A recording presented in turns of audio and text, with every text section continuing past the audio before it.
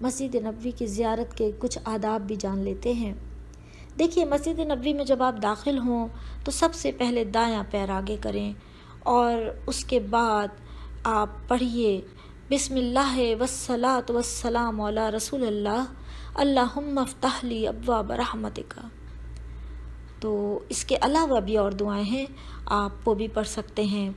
2 رکعت نماز تحیۃ المسجد پڑھیے، تحیۃ المسجد کی نیت سے آپ 2 رکعت ادا کریں۔ جب آپ مسجد میں اندر پہنچ جائیں، وہاں پہنچ کر آپ یہ نماز ادا کیجئے، اور اگر آپ یہ نماز ریاض الجنہ میں ادا کریں تو اور بھی زیادہ بہتر ہے، اور خوب دعائیں کریں اور اس نماز کی ادائیگی کریں۔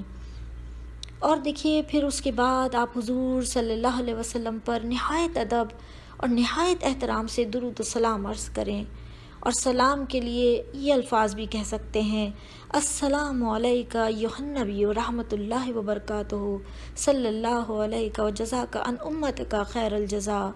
پھر حضرت ابو بکر رضی اللہ عنہ تعالیٰ پر سلام بھیجیے: السلام علیک یا ابا بکر۔ اور اس کے بعد آپ حضرت عمر رضی اللہ عنہ تعالیٰ پر بھی سلام بھیجیے: السلام علیک یا عمر بن الخطاب۔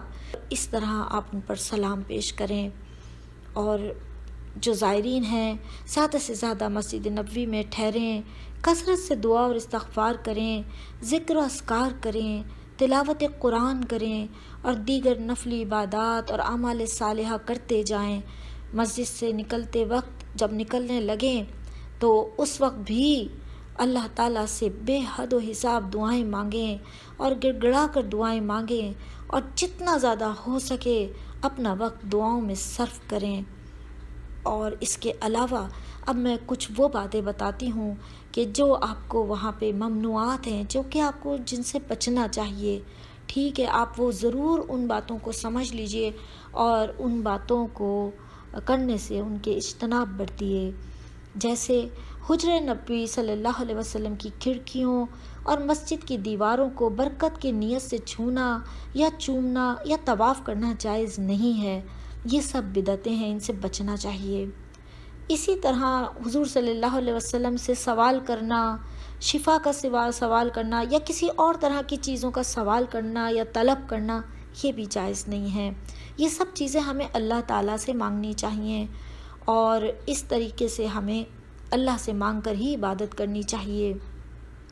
اور بعض دفعہ ایسا بھی ہوتا ہے کہ کچھ لوگ حضور صلی اللہ علیہ وسلم کی قبر کی طرف کھڑے ہو کر اور ہاتھ اٹھا کر دعا کرتے ہیں، یہ بھی خلاف سنت ہے۔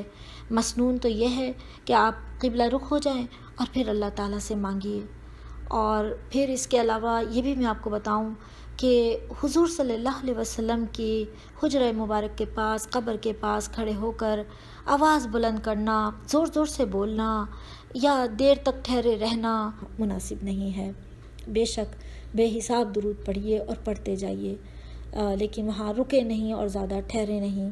بعض لوگ آپ پر درود و سلام بھیجتے ہیں حضور صلی اللہ علیہ وسلم پر، لیکن اس وقت وہ سینے پر یا نیچے نماز کی نیت کی طرح سے ہاتھ باندھ لیتے ہیں، اور بالکل اس طرح جیسے نماز پڑھ رہے ہوں اس طرح کا انداز اختیار کر لیتے ہیں، جو کہ صرف اللہ کو زیب دیتا ہے۔ تو یہ بھی طریقہ جو ہے وہ درست نہیں ہے۔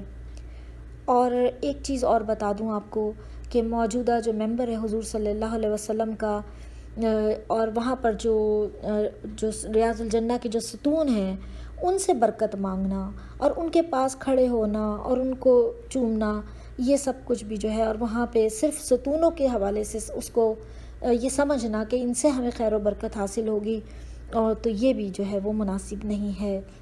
اور یہی وہ تمام چیزیں ہیں جو آپ کو مدینہ منورہ میں مسجد نبوی کی حاضری کے وقت آپ کو احتیاط کرنی چاہیے، اور برکتیں سمیٹنے کے لیے تو اس کا چپا چپا ہی بہت اہم ہے۔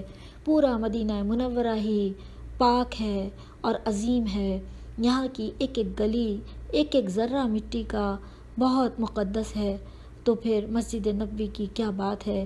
آپ یہاں رکیے، حضور پہ درود بھیجیے، دعائیں پڑھیے، نمازیں پڑھیے، عبادت کیجیے اور خوب مانگیے اللہ سے۔